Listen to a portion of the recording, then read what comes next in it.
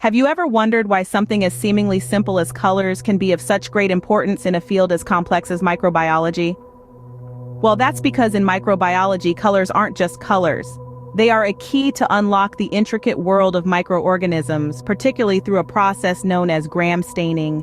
Gram staining, named after the Danish bacteriologist Hans Christian Gram, is a method of differentiating bacterial species into two large groups, gram-positive and gram-negative. Although it might sound a tad bit complicated, the process itself is quite straightforward. Imagine a microscopic world teeming with bacteria. Now, to make sense of this diverse world, scientists use a special staining technique. First, they apply a purple dye called crystal violet to a bacterial smear. This dye stains all the bacteria on the slide. Following this, the scientists add a mordant, typically iodine, which helps the dye bind more firmly to the bacterial cell. After washing the slide gently with alcohol or acetone, the magic, or rather the science, happens.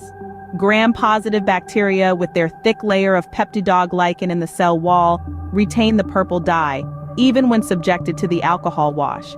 On the other hand, gram-negative bacteria with their thinner peptidoglycan layer can't hold on to the dye and are decolorized. To ensure these gram-negative bacteria aren't left invisible, a counterstain, usually a red dye called safranin, is applied. This stains the gram-negative bacteria red, while the gram-positive bacteria remain purple. So why is this simple color differentiation so important?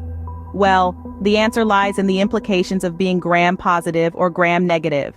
This differentiation helps predict bacterial behavior such as their virulence, mechanisms of resistance, and even guides the choice of antibiotics for treatment. For instance, gram-negative bacteria with their complex outer membrane are often more resistant to antibiotics than gram-positive bacteria. Thus, knowing whether a bacteria is gram-positive or gram-negative can help doctors decide the best course of treatment for bacterial infections. In summary, gram staining, a seemingly simple process of color differentiation, is a powerful tool in microbiology. It helps differentiate bacteria into two major groups, gram-positive and gram-negative. This differentiation, in turn, provides insights into the bacteria's potential behavior, resistance mechanisms, and helps guide the choice of antibiotics.